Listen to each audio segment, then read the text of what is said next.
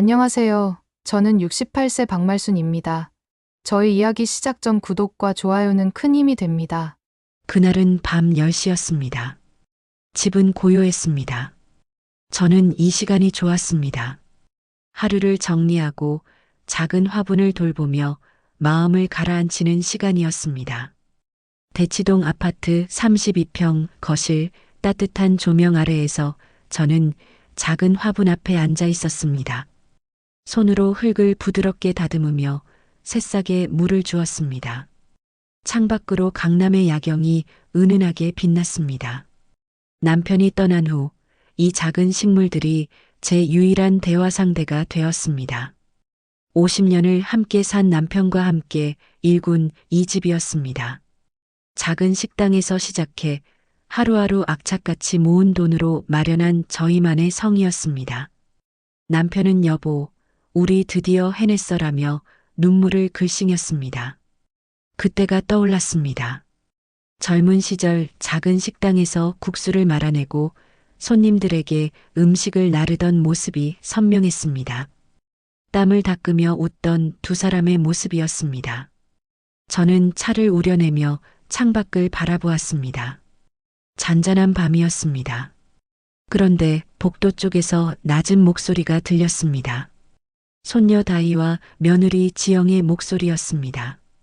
엄마, 유럽 여행 다녀오면 진짜 정리할 거예요? 할머니 언제까지 여기 계실 건데요? 그러게, 병원 검사만 받으면 돼. 치매 진단 나오면 요양원 보내고 집은 우리가 정리하는 거야.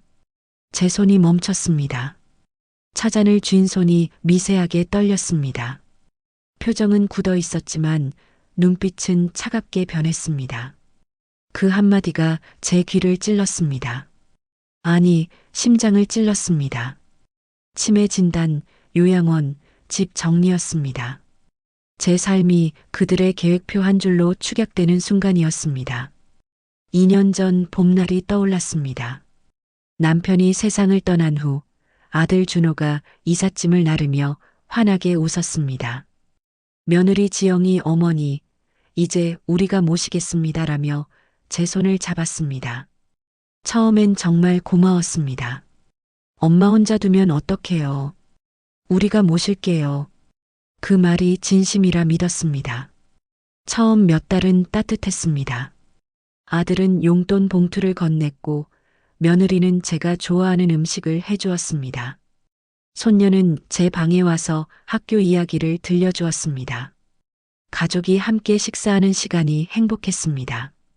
준호가 반찬을 챙겨주고 손녀 다이가 할머니, 이거 맛있어요 하며 웃었습니다. 하지만 시간이 흐르며 가족의 표정이 무뚝뚝해졌습니다. 변화는 서서히 찾아왔습니다. 어느 날 며느리 지영이 친구와 카페에서 통화하는 것을 우연히 들었습니다. 그냥 몇 년만 참으면 돼. 어차피 나이도 많으시고 조만간 집은 우리 거로 정리될 거야. 대치동 아파트가 얼만데. 저는 복도에서 그 대화를 듣고 얼어붙었습니다. 농담이 아니었습니다. 그 말은 한 번이 아니었습니다. 반복되는 말은 계획이 되고 계획은 언젠가 실행됩니다. 손녀마저 그랬습니다. 다이가 친구에게 보낸 카톡 메시지를 우연히 보았습니다. 우리 집 팔면 나도 유학 갈 수 있을 것 같아 키읔키읔. 제가 키워준 아이조차 저를 장애물로 보고 있었습니다. 제 존재가 그들의 미래를 가로막는 걸림돌이 된 순간이었습니다. 그날 밤 저는 홀로 앉아 차를 마셨습니다. 창밖 강남 야경이 차갑게 빛났습니다. 저는 결심했습니다. 쫓겨나기 전에 제가 먼저 떠나겠다고 결심했습니다. 제 삶은 제가 지킨다고 결심했습니다. 그리고 이 집, 제가 평생 일궈낸 이 공간을 제 손으로 정리하겠다고 결심했습니다. 저는 서랍에서 통장과 서류를 꺼냈습니다. 눈빛에 결연함이 서렸습니다. 복수는 누군가를 망가뜨리는 것이 아니었습니다. 나를 되찾는 것이었습니다. 이제 시작이었습니다. 그날 밤 이후 저는 모든 것을 다르게 보기 시작했습니다. 아침 식탁에 놓인 따뜻한 국 한 그릇도, 며느리가 건네는 미소도, 손녀가 안부를 묻는 말도 이제는 달리 보였습니다. 그것들이 진심인지 아니면 집을 차지하기 위한 연극인지 분간할 수 없었습니다. 저는 평소와 다름없이 행동했습니다. 아침마다 일어나 화분에 물을 주고 식사 준비를 도왔습니다. 며느리와 손녀에게 웃으며 인사했습니다. 오늘 날씨 좋네. 다이야, 학교 잘 다녀와. 그들은 제가 아무것도 모른다고 생각했습니다. 그것이 제가 원하는 바였습니다. 며칠 후, 며느리 지영이 밝은 목소리로 말했습니다. 어머니, 오늘 병원 가실 시간이에요. 건강검진 받으셔야죠. 저는 순순히 고개를 끄덕였습니다. 그래, 고맙구나. 제 목소리는 평온했습니다. 하지만 속으로는 알고 있었습니다. 이것이 그들의 첫 번째 단계라는 것을 말입니다. 대학병원 신경과였습니다. 밝은 진료실에서 의사 선생님이 여러 가지 질문을 했습니다. 오늘이 며칠입니까? 100에서 7씩 빼보세요. 이 그림들을 기억하셨다가 나중에 말씀해 주세요. 저는 또박또박 대답했습니다. 날짜도 계산도 그림도 모두 정확하게 기억했습니다. 50년간 식당을 운영하며 손님들의 주문을 외우고 장부를 정리하던 제 머리는 아직 멀쩡했습니다. 의사 선생님은 고개를 끄덕이며 말했습니다. 인지 기능에 전혀 문제가 없으십니다. 매우 정상이세요. 대기실에서 기다리던 며느리의 얼굴이 굳어지는 것을 봤습니다. 그녀는 어색하게 웃으며 다행이네요. 어머니라고 말했지만 눈빛은 실망으로 가득했습니다. 저는 그 순간을 가슴에 새겼습니다. 제가 건강하다는 사실에 실망하는 며느리의 표정을 말입니다. 집으로 돌아오는 차 안에서 저는 조용히 창밖을 바라보았습니다. 며느리는 한마디도 하지 않았습니다. 강남의 거리가 스쳐 지나갔습니다. 화려한 간판들과 바쁘게 걷는 사람들이 보였습니다. 저는 생각했습니다. 이제 그들은 다른 방법을 찾을 것이라고 말입니다. 집에 도착한 후 저는 제 방으로 들어왔습니다. 그리고 조용히 책상 서랍을 열었습니다. 통장, 인감증명서, 아파트 등기권리증이 가지런히 정리되어 있었습니다. 저는 그것들을 하나하나 확인했습니다. 다행히 모든 서류가 제 명의로 되어 있었습니다. 아직 아들에게 명의를 넘기지 않았습니다. 저는 작은 노트를 꺼내 계획을 적기 시작했습니다. 첫째, 모든 서류를 안전한 곳에 보관할 것. 둘째, 은행 계좌를 확인하고 필요하면 새 계좌를 만들 것. 셋째, 부동산 시세를 알아볼 것. 넷째, 이사갈 곳을 물색할 것. 다섯째, 절대 누구에게도 계획을 들키지 말 것. 다음 날 아침, 저는 평소처럼 일어났습니다. 오늘 시장 좀 다녀올게.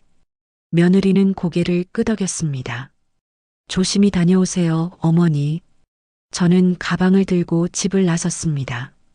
하지만 시장이 아닌 은행으로 향했습니다. 은행 창구에 앉아 통장을 꺼냈습니다. 행원이 물었습니다. 어떻게 도와드릴까요? 저는 조용히 말했습니다. 제 계좌에 있는 돈을 확인하고 싶습니다. 그리고 새로운 계좌를 하나 만들고 싶어요. 가족들이 모르는 계좌요. 행원은 잠시 놀란 표정을 지었지만 곧 이해한다는 듯 고개를 끄덕였습니다. 네, 도와드리겠습니다. 제 통장에는 남편과 함께 평생 모은 돈과 연금이 들어 있었습니다. 적지 않은 금액이었습니다. 저는 새 계좌를 만들고 그곳으로 절반을 이체했습니다. 만약의 경우를 대비한 것이었습니다. 은행을 나와 저는 부동산으로 향했습니다. 작은 부동산 중개소였습니다. 중개사는 친절하게 맞아주었습니다. 어르신, 무엇을 도와드릴까요? 저는 조심스럽게 물었습니다. 대치동 아파트 32평 시세가 어떻게 되나요? 그리고 조용한 곳에 작은 전원주택 있으면 좀 알아봐 주실 수 있나요? 중개사는 컴퓨터를 확인하더니 말했습니다. 대치동이면 지금 시세가 상당합니다. 전원주택은 어느 지역을 원하세요? 저는 대답했습니다. 서울에서 한두 시간 거리면 좋겠어요. 조용하고 공기 좋은 곳이요. 중개사는 몇 군데 후보지를 보여주었습니다. 경기도 양평, 가평, 충청도 일부 지역이었습니다. 작은 정원이 딸린 전원주택들이었습니다. 가격도 강남 아파트에 비하면 훨씬 저렴했습니다. 저는 자료를 받아 가방에 넣었습니다. 감사합니다. 좀 더 생각해보고 연락드릴게요. 집으로 돌아오는 길에 저는 시장에 들렀습니다. 채소와 과일을 샀습니다. 증거를 남겨야 했습니다. 집에 도착하자 며느리가 물었습니다. 시장 잘 다녀오셨어요? 저는 웃으며 대답했습니다. 응, 오늘 배추가 싱싱하더라. 그날 저녁 식사 시간 아들 준호가 말했습니다. 엄마, 다음 달에 지영이랑 다이랑 유럽 여행 갈 거예요. 2주 정도요.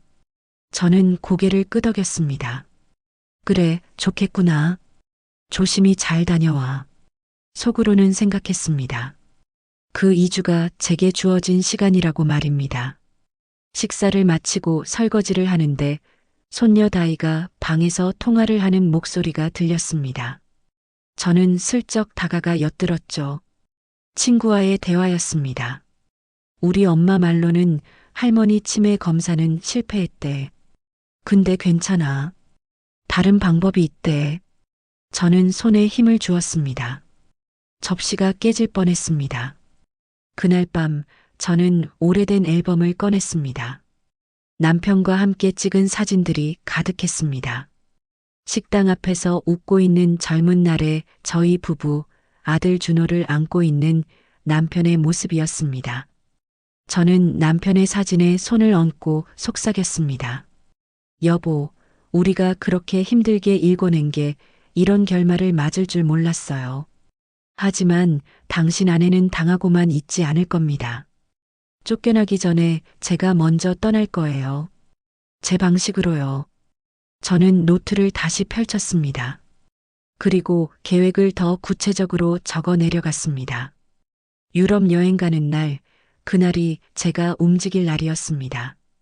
아무도 모르게 조용히 완벽하게 말입니다. 다음 날부터 저는 더욱 조심스럽게 움직였습니다. 겉으로는 순한 노인으로 남아 있었지만 속으로는 치밀하게 계획을 다듬어 갔습니다. 며느리와 손녀가 저를 의심하지 않도록 평소보다 더 많이 웃었고 더 자주 건망증 있는 척했습니다.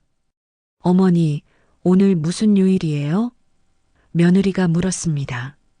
저는 잠시 머뭇거리다 대답했습니다. 화요일. 아니, 수요일인가? 며느리의 눈빛이 반짝였습니다. 목요일이에요, 어머니. 저는 손으로 이마를 짚으며 말했습니다. 아이고, 요새 자꾸 이러네. 나이가 나이인가 봐. 며느리는 만족스러운 표정으로 고개를 끄덕였습니다. 저는 그 모습을 보며 속으로 웃었습니다. 그들이 제가 정말로 치매 초기라고 믿기를 바랐습니다. 그래야 경계를 풀 테니까요. 일주일 후 저는 다시 은행을 찾았습니다. 이번에는 법무사 사무실도 함께 들렀습니다. 어르신, 어떻게 오셨습니까? 법무사는 친절하게 물었습니다. 저는 가방에서 서류를 꺼냈습니다. 제 명의로 된 아파트가 있는데 이걸 매각하고 싶습니다. 그런데 가족들이 모르게 진행하고 싶어요.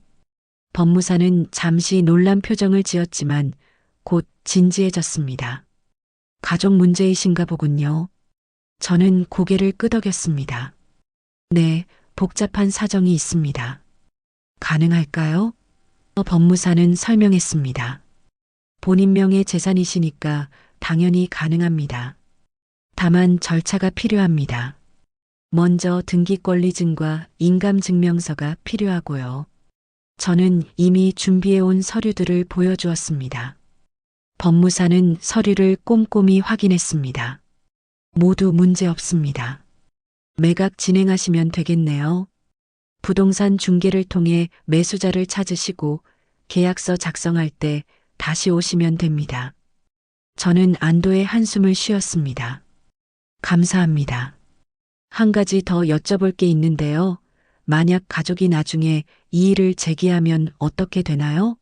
법무사는 단호하게 대답했습니다. 본인 명의 재산을 본인이 처분하는 건 정당한 권리입니다. 인지 능력에 문제가 없다는 의사소견서만 있으면 누구도 문제 삼을 수 없습니다. 저는 며칠 전 받은 병원 검진 결과지를 떠올렸습니다.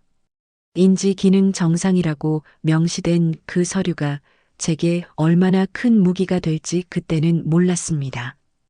이제는 알았습니다. 며느리가 저를 치매 환자로 만들려다 오히려 제게 증거를 만들어준 셈이었습니다. 법무사 사무실을 나와 저는 다시 부동산으로 갔습니다. 지난번에 갔던 그곳이었습니다. 중개사는 저를 알아보고 반갑게 맞아주었습니다. 어르신, 결정하셨습니까? 저는 고개를 끄덕였습니다. 네, 대치동 아파트 매물로 내놓으려고 합니다. 조용히 진행해 주실 수 있나요? 중개사는 이해한다는 표정으로 말했습니다. 물론입니다. 매물 사진은 어떻게 하시겠어요? 저는 잠시 생각했습니다. 가족들이 여행 가는 날이 있어요. 그때 사진 찍으러 오세요. 그 전에는 안 됩니다. 중개사는 달력을 펼쳤습니다. 언제쯤이신가요? 3주 후입니다. 정확한 날짜는 일주일 전에 알려드릴게요. 중개사는 메모하며 고개를 끄덕였습니다. 알겠습니다. 대치동 아파트면 매수 희망자가 금방 나타날 겁니다. 걱정 마세요. 집으로 돌아오는 길에 저는 또 시장에 들렀습니다. 이번에는 생선을 샀습니다. 오늘 저녁에는 아들이 좋아하는 고등어구이를 해줄 생각이었습니다. 마지막으로 해주는 엄마의 밥상이 될지도 모른다고 생각하니 마음이 복잡했습니다. 저녁 식탁에서 아들 준호는 맛있게 고등어를 먹었습니다. 엄마, 역시 엄마 손맛이 최고예요. 저는 웃으며 반찬을 더 덜어주었습니다. 많이 먹어라. 여행 가기 전에 든든히 먹어야지. 며느리 지영도 흡족한 표정이었습니다. 어머니, 저희 없는 동안 괜찮으시겠어요? 2주나 되는데. 저는 태연하게 대답했습니다. 괜찮아. 나 혼자 잘 지내니까 걱정 말고 다녀와. 요새는 배달 음식도 잘 되어 있잖아. 손녀 다이가 거들었습니다. 할머니, 제가 배달 앱 깔아드릴게요. 그리고 매일 영상 통화할게요. 저는 손녀의 머리를 쓰다듬었습니다. 아직 어린 손녀까지 그들의 계획에 동조하고 있다는 사실이 가슴 아팠지만 이미 저는 결심한 후였습니다. 고맙구나, 다이야. 할머니는 괜찮으니까 너희들 여행 잘 다녀와. 그날 밤 저는 제 방에서 노트를 다시 펼쳤습니다. 계획을 점검했습니다. 1단계, 은행 계좌 정리 완료. 2단계, 법무사 상담 완료. 3단계, 부동산 매물 등록 예약 완료. 이제 남은 것은 4단계, 이사갈 집을 최종 결정하는 것이었습니다. 저는 부동산에서 받은 전원주택 자료들을 펼쳐놓았습니다. 양평의 작은 2층 주택, 가평의 단층 전원주택, 충주의 정원이 있는 집이었습니다. 저는 하나하나 살펴보았습니다. 가격, 위치, 주변 환경을 꼼꼼히 확인했습니다. 가평의 단층 전원주택이 마음에 들었습니다. 작은 정원이 있고 뒤로는 산이 보이는 집이었습니다. 가격도 적당했습니다. 대치동 아파트를 팔면 이 집을 사고도 여유 자금이 남을 것 같았습니다. 저는 부동산 중개사에게 전화를 걸었습니다. 여보세요. 저번에 보여주신 가평 전원주택 있잖아요.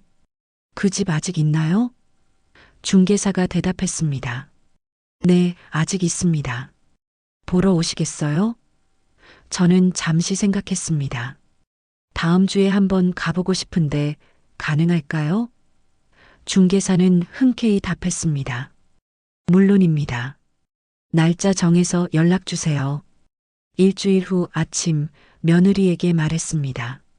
지영아, 나 다음 주에 친구 만나러 하루 나갔다 올게. 며느리는 고개를 끄덕였습니다. 네, 어머니. 어디 가세요? 저는 웃으며 대답했습니다. 옛날 식당 같이 하던 친구가 경기도 쪽에 사는데 오래간만에 만나기로 했어. 며느리는 의심하지 않았습니다. 조심히 다녀오세요. 혹시 길 잃으시면 안 되니까 핸드폰 꼭 챙기시고요. 저는 고개를 끄덕였습니다. 속으로는 생각했습니다. 제가 길을 잃을 사람이 아니라는 것을, 오히려 당신들이 길을 잃게 될 것이라는 것을 말입니다.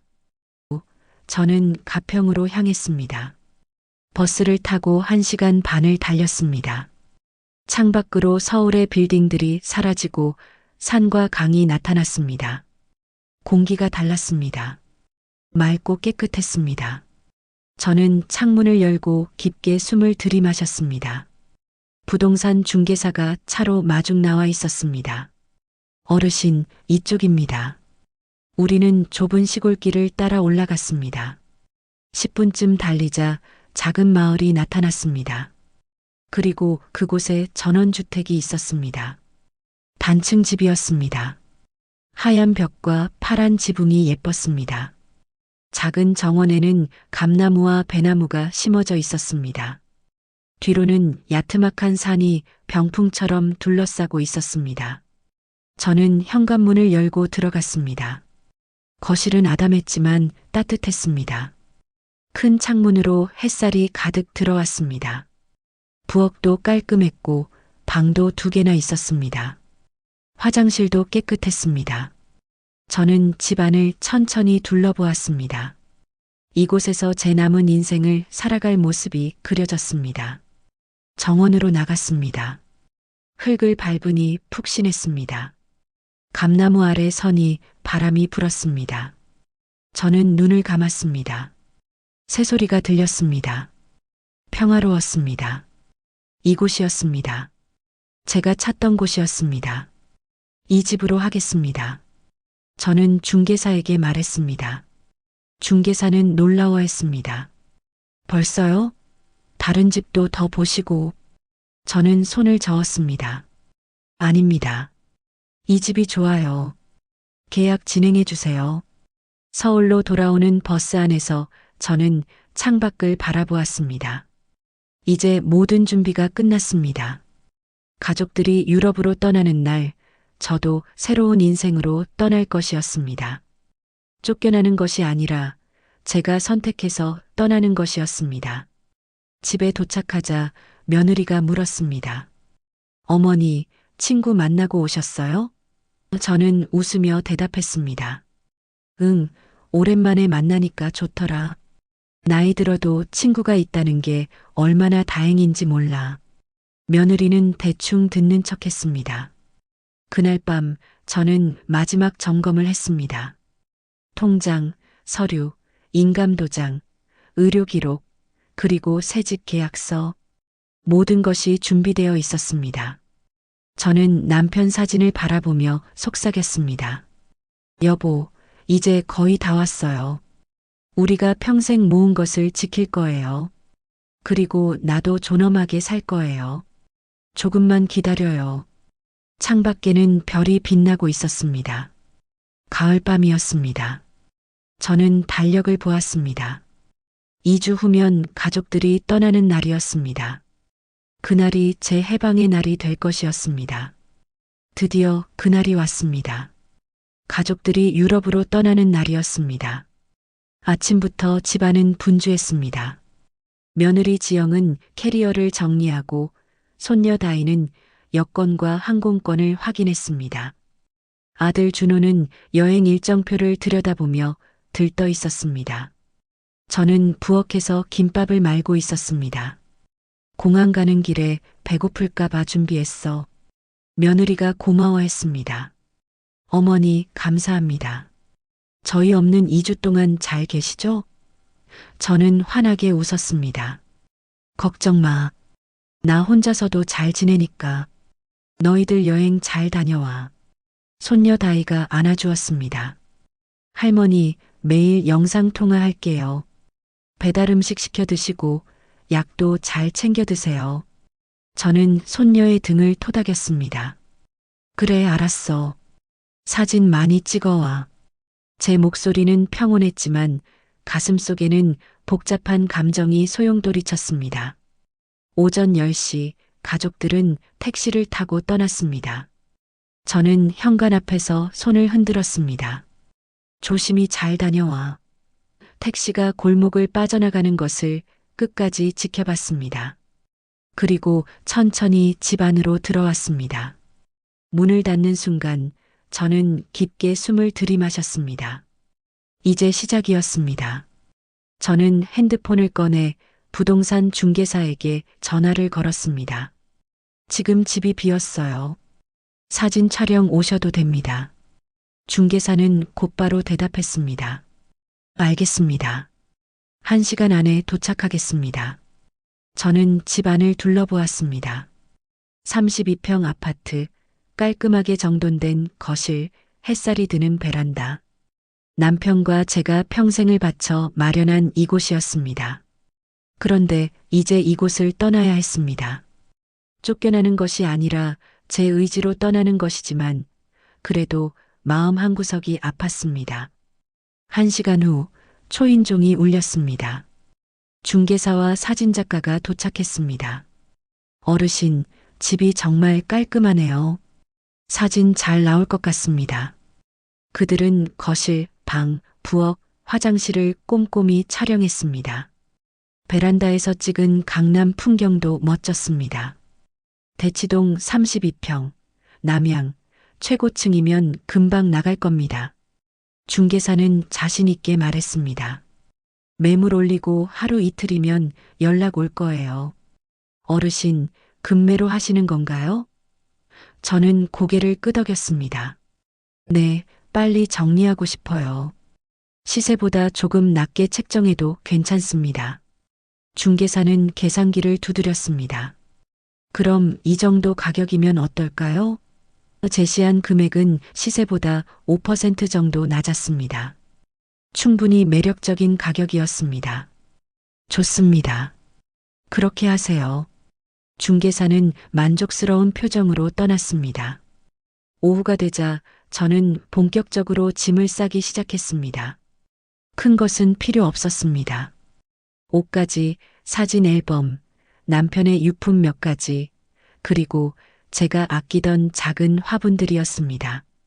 가구나 가전제품은 새 집에 다 있었습니다. 이사짐 센터를 부를 필요도 없었습니다. 저는 방 하나하나를 돌며 작별 인사를 했습니다. 거실에서는 남편과 차를 마시던 기억이, 부엌에서는 아들에게 밥을 해주던 기억이, 베란다에서는 손녀와 함께 별을 보던 기억이 떠올랐습니다. 하지만 이제 그것들은 모두 과거였습니다. 다음 날 오전 중개사에게서 전화가 왔습니다. 어르신, 벌써 매수 희망자가 나타났습니다. 젊은 부부인데 급하게 집을 구하고 있대요. 오늘 저녁에 보러 온다는데 괜찮으세요? 저는 흔쾌히 답했습니다. 네, 좋습니다. 저녁 7시 30대 부부가 집을 보러 왔습니다. 남편은 IT 회사에 다니고 아내는 임신 중이었습니다. 대치동에 집을 구하고 있었는데 이렇게 좋은 매물이 나와서 놀랐어요. 젊은 남편이 말했습니다. 아내도 집안을 둘러보며 감탄했습니다. 채광도 좋고 정말 마음에 들어요. 저는 그들을 보며 생각했습니다. 이 젊은 부부가 이곳에서 행복하게 살았으면 좋겠다고. 저와 남편이 그랬던 것처럼 말입니다. 아이 태어나면 키우기 좋은 동네예요. 학교도 가깝고. 저는 조용히 말했습니다. 부부는 서로 눈빛을 교환하더니 중개사에게 말했습니다. 계약하고 싶습니다. 언제 가능한가요? 중개사가 저를 바라봤습니다. 저는 대답했습니다. 모레 법무사 사무실에서 만나시죠. 계약금은 그때 받겠습니다. 사흘 후 법무사 사무실에서 계약이 체결되었습니다. 계약서에 도장을 찍는 순간 50년의 세월이 스쳐 지나갔습니다. 남편과 함께 악착같이 모은 돈, 땀과 눈물로 일궈낸 그 집이 이제 남의 손으로 넘어가는 순간이었습니다. 하지만 후회는 없었습니다. 이것이 제 선택이었으니까요. 계약금을 받고 나오는 길에 저는 바로 가평 전원주택 계약을 진행했습니다. 가평의 부동산 중개사와 만나 계약서에 서명했습니다. 어르신, 좋은 선택하셨어요. 이 동네 공기 정말 좋습니다. 이웃들도 다 친절하고요. 중개사는 열쇠를 건넸습니다. 저는 그 작은 열쇠를 손에 꼭 쥐었습니다. 이것이 제 새로운 삶의 열쇠였습니다. 새로운 시작의 열쇠였습니다. 무겁지도 가볍지도 않은 딱 적당한 무게였습니다. 일주일 후 대치동 아파트에 잔금 날이 왔습니다. 젊은 부부가 환한 얼굴로 나타났습니다. 아내의 배가 조금 더 불러 있었습니다. 어르신, 잘 살게요. 감사합니다. 남편이 정중하게 인사했습니다. 저는 미소 지었습니다. 행복하게 사세요. 이 집은 좋은 기운이 있어요. 잔금을 받고 나서 저는 마지막으로 집안을 둘러봤습니다. 텅 빈 거실, 빈 방들. 제 흔적은 모두 지워졌습니다. 하지만 마음은 가벼웠습니다. 짐을 챙겨 문을 나서는 순간 뒤돌아보지 않았습니다. 앞만 보고 걸었습니다. 택시를 타고 가평으로 향했습니다.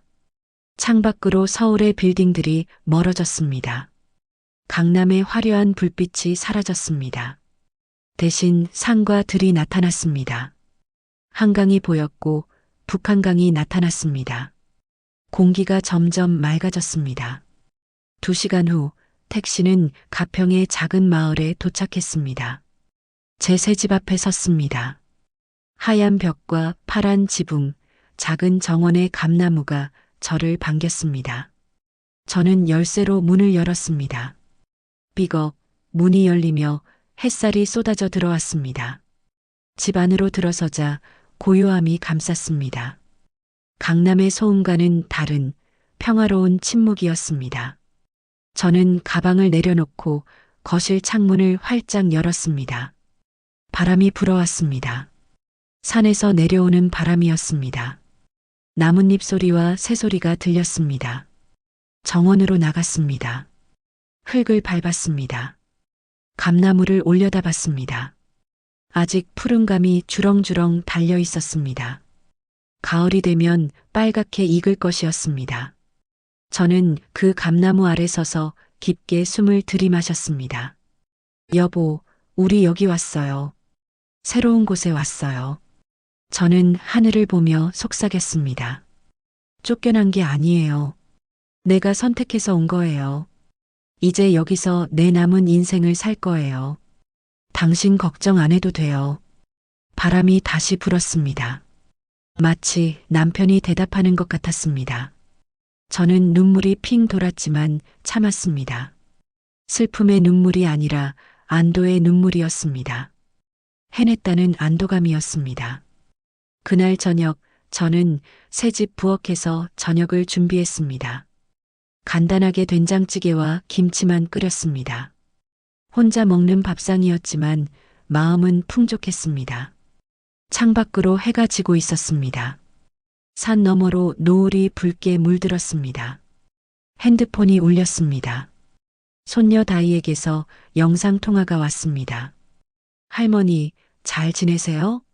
여기 파리인데 진짜 예뻐요. 저는 웃으며 대답했습니다. 그래, 할머니도 잘 지내.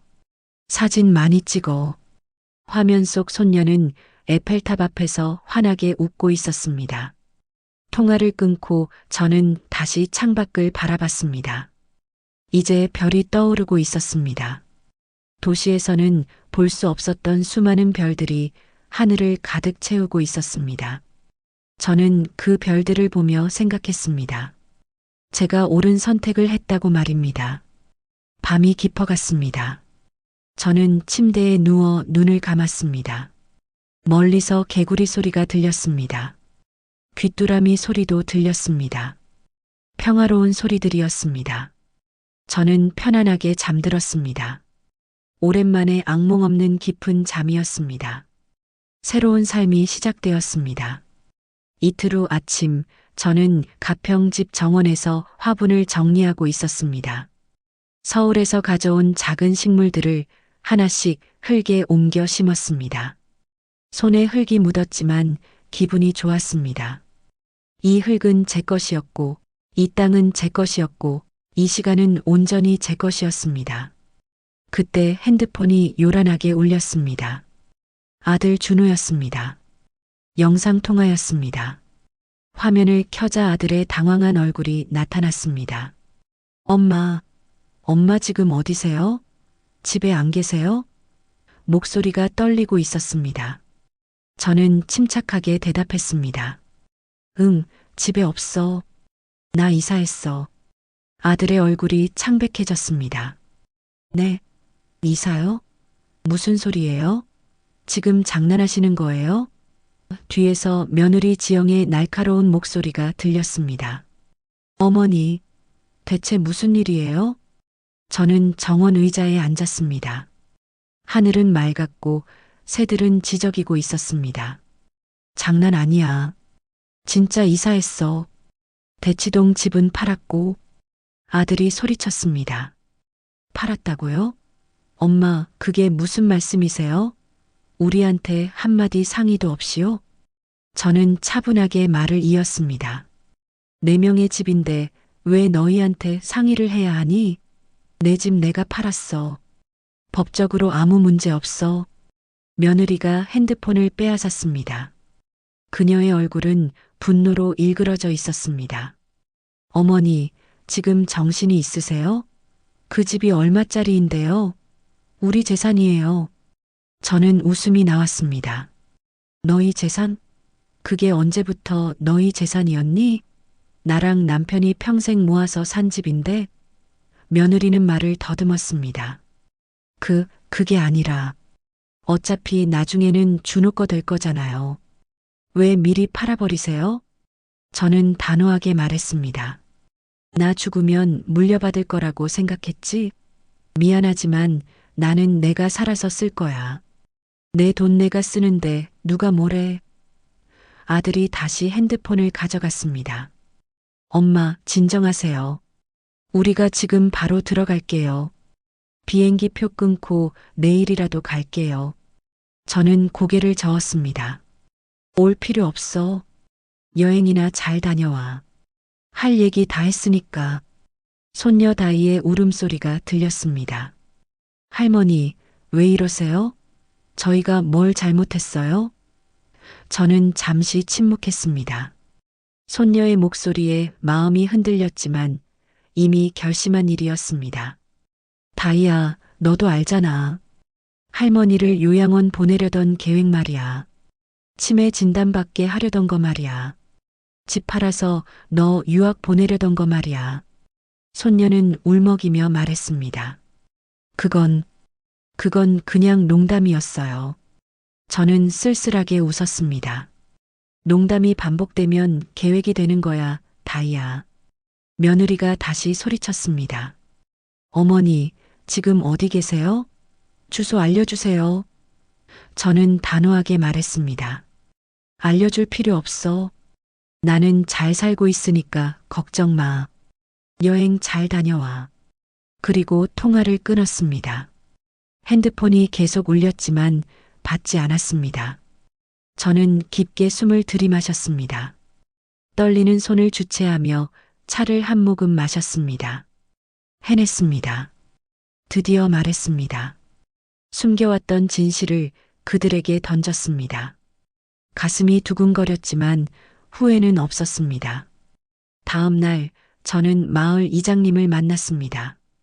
60대 중반의 인자한 분이었습니다. 새로 오셨다며? 어서 오세요. 우리 마을에 오신 걸 환영합니다. 이장님은 마을 이곳저곳을 안내해 주었습니다. 작은 슈퍼마켓, 보건소, 마을 회관, 버스 정류장이었습니다. 혼자 사세요? 이장님이 물었습니다. 저는 고개를 끄덕였습니다. 네, 남편은 몇 년 전에 세상을 떠났어요. 이제 혼자 조용히 살려고 여기 왔습니다.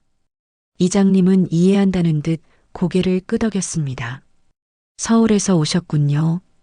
처음엔 좀 심심할 수 있는데 곧 적응되실 거예요. 마을 사람들 다 좋은 분들입니다. 마을 슈퍼에서 장을 봤습니다. 주인 아주머니는 친절했습니다. 새로 오신 분이시죠? 자주 놀러 오세요. 필요한 거 있으면 언제든 말씀하시고요. 저는 쌀, 채소, 과일을 샀습니다. 서울보다 가격이 훨씬 저렴했습니다. 그리고 신선했습니다. 집으로 돌아오는 길에 옆집 할머니를 만났습니다. 70대 초반으로 보이는 분이었습니다. 새로 오신 분 맞죠? 저는 옆집에 사는 김순덕이에요. 반가워요.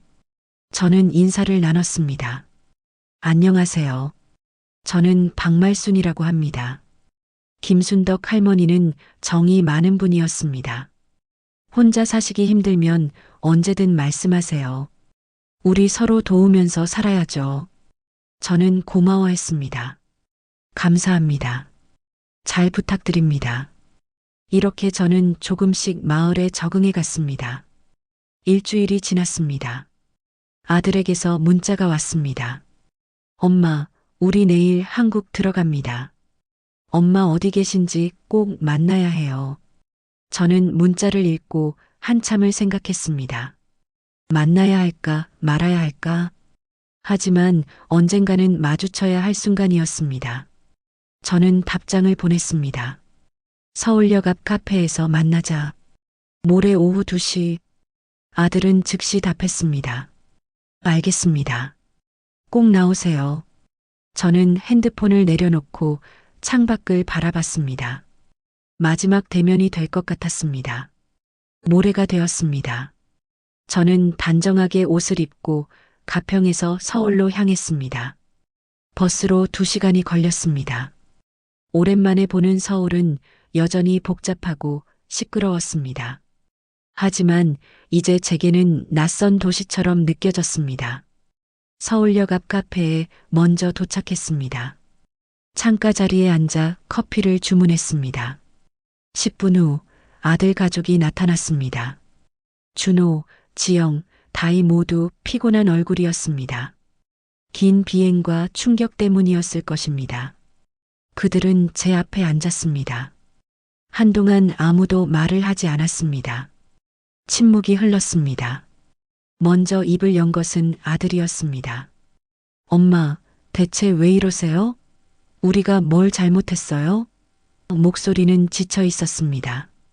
저는 차분하게 말했습니다. 너희가 뭘 잘못했는지 정말 모르니? 나를 요양원에 보내려 했잖아. 치매 진단받게 하려고 병원까지 데려갔잖아. 집 팔아서 너희 돈으로 쓰려고 했잖아. 며느리가 변명했습니다.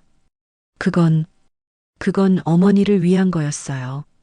저는 고개를 저었습니다. 나를 위한 거였다고? 유럽 여행 가고 다이 유학 보내는 게 나를 위한 거였어? 거짓말하지 마. 나 다 들었어. 너희가 한 말 전부 다 들었다고. 며느리는 입을 다물었습니다. 할 말이 없었던 것입니다. 아들이 애원했습니다. 엄마, 죄송합니다. 우리가 잘못했어요. 하지만 집까지 팔 필요가 있었어요? 우리랑 다시 같이 살면 안 돼요? 저는 단호하게 말했습니다. 안 돼. 나는 너희랑 더 이상 같이 못 살아. 신뢰가 깨졌어. 손녀 다이가 울면서 말했습니다. 할머니, 저 정말 할머니 사랑해요. 제발 용서해 주세요. 저는 손녀의 손을 잡았습니다. 다이야, 할머니도 너를 사랑해. 하지만 사랑과 존중은 다른 거야. 너희는 나를 존중하지 않았어. 나를 짐으로 봤어. 며느리가 테이블을 쳤습니다. 그럼 돈은요? 집 한 돈은 다 어디 갔어요? 그게 우리 거잖아요. 저는 차갑게 웃었습니다. 우리 거? 그게 언제 너희 거였니? 4명의 집을 내가 팔아서 내가 쓰는 건데 왜 너희한테 줘야 해? 아들이 머리를 감싸쥐었습니다. 엄마, 그럼 우리는 어떡해요? 우리도 그 집 의지하고 살았는데. 저는 냉정하게 말했습니다. 그게 문제야. 너희는 내가 죽기만 기다리고 있었어. 내 재산을 물려받기만 기다리고 있었어. 하지만 나는 아직 살아있어. 내 인생을 살 권리가 있어. 저는 가방에서 봉투 하나를 꺼냈습니다. 이건 너희 아빠가 준호 너한테 남긴 유품이야. 시계하고 만년필이야. 이것만 줄게. 돈은 없어. 나 쓸 거니까. 아들은 봉투를 받으며 눈물을 흘렸습니다. 엄마, 저는 자리에서 일어났습니다. 이제 나 가볼게. 너희도 잘 살아. 앞으로 연락하지 마. 나는 내 인생을 살 거야. 며느리가 소리쳤습니다. 어머니, 이게 말이 돼요? 그렇게 매정할 수 있어요? 저는 돌아보지 않고 말했습니다. 매정한 건 누군지 생각해봐. 카페를 나서는 순간 눈물이 흘렀습니다. 참았던 눈물이었습니다. 가슴이 아팠습니다. 제 아들이고 손녀인데 이렇게 헤어져야 한다는 게 슬펐습니다. 하지만 이것이 제가 선택한 길이었습니다. 존엄을 지키기 위한 선택이었습니다. 버스 터미널로 걸어가며 저는 서울 거리를 둘러봤습니다. 화려한 간판, 바쁜 사람들, 시끄러운 차 소리. 이제 이곳은 제 곳이 아니었습니다. 제 곳은 가평의 작은 집이었습니다.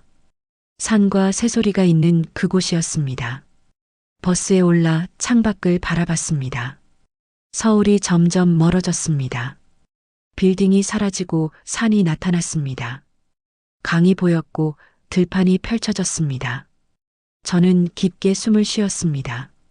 돌아가는 길이었습니다. 제 집으로 돌아가는 길이었습니다. 2시간 후 가평에 도착했습니다. 마을 버스를 타고 집 앞에 내렸습니다. 해가 지고 있었습니다. 노을이 아름다웠습니다. 저는 대문을 열고 정원으로 들어갔습니다. 감나무가 저를 맞아주었습니다. 화분의 꽃들이 바람에 흔들렸습니다. 집 안으로 들어가 불을 켰습니다. 따뜻한 빛이 거실을 채웠습니다. 저는 소파에 앉아 눈을 감았습니다. 오늘 하루가 너무 길었습니다. 힘들었지만 해냈습니다. 마지막 대면을 끝냈습니다. 핸드폰을 꺼내 아들의 번호를 차단했습니다. 며느리의 번호도 차단했습니다. 손녀의 번호만 잠시 망설이다 그대로 뒀습니다. 언젠가 손녀가 이해할 날이 오기를 바라며 말입니다. 창밖을 보니 별이 떠오르고 있었습니다. 수많은 별들이 하늘을 가득 채웠습니다. 저는 그 별들을 보며 남편을 떠올렸습니다. 여보, 내가 해냈어요. 우리가 평생 모은 것을 지켰어요. 그리고 내 존엄도 지켰어요. 바람이 불었습니다. 나뭇잎이 흔들렸습니다. 마치 남편이 대답하는 것 같았습니다. 잘했어, 잘했어. 저는 미소 지었습니다. 이제 정말 새로운 시작이었습니다. 그로부터 1년이 지났습니다. 저는 여전히 가평의 작은 집에서 살고 있습니다. 계절이 4번 바뀌는 동안 저는 이곳에서 진짜 제 삶을 살았습니다. 봄에는 정원에 꽃씨를 뿌렸습니다. 여름에는 텃밭에서 상추와 토마토를 키웠습니다. 가을에는 감나무에서 익은 감을 땄습니다. 빨갛게 익은 감을 바구니에 담으며 행복했습니다. 겨울에는 따뜻한 방에서 차를 마시며 책을 읽었습니다. 마을 사람들과도 친해졌습니다. 옆집 김순덕 할머니와는 일주일에 2번씩 함께 시장을 갑니다. 이장님 댁에서 열리는 마을 모임에도 참석합니다. 작은 도서관에서 봉사도 시작했습니다. 아이들에게 옛날 이야기를 들려주는 일이었습니다. 요리 교실에도 다닙니다. 보건소에서 운영하는 프로그램이었습니다. 새로운 요리를 배우고 혼자서도 맛있게 식사합니다. 삶은 불의 세기와 반죽의 숨이 중요합니다. 제 인생도 그랬습니다. 제가 직접 조절하는 불의 세기, 제가 만드는 반죽의 숨결이었습니다. 어느 날 손녀 다이에게서 문자가 왔습니다.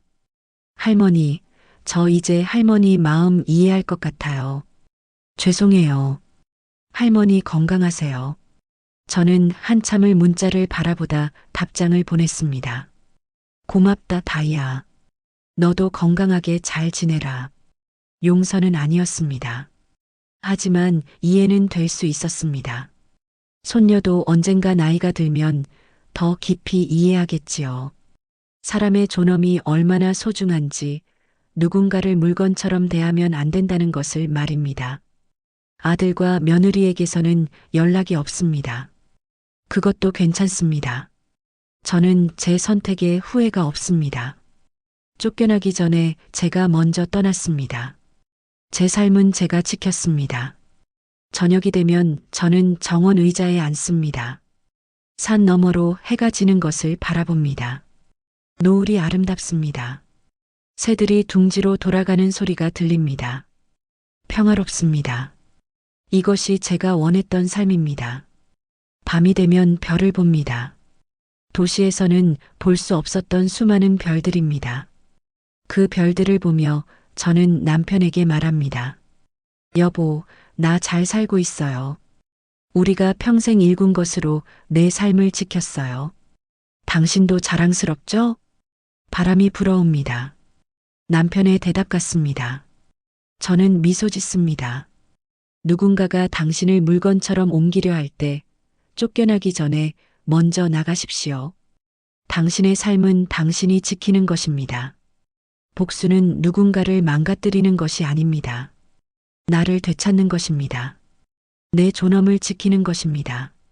나이 70에 저는 새로운 인생을 시작했습니다. 늦지 않았습니다. 당신도 할 수 있습니다. 용기를 내십시오. 당신의 삶을 되찾으십시오. 저는 박말순입니다. 그리고 저는 자유롭습니다. 당신의 이야기도 들려주세요. 구독과 좋아요로 더 많은 이야기를 만나세요.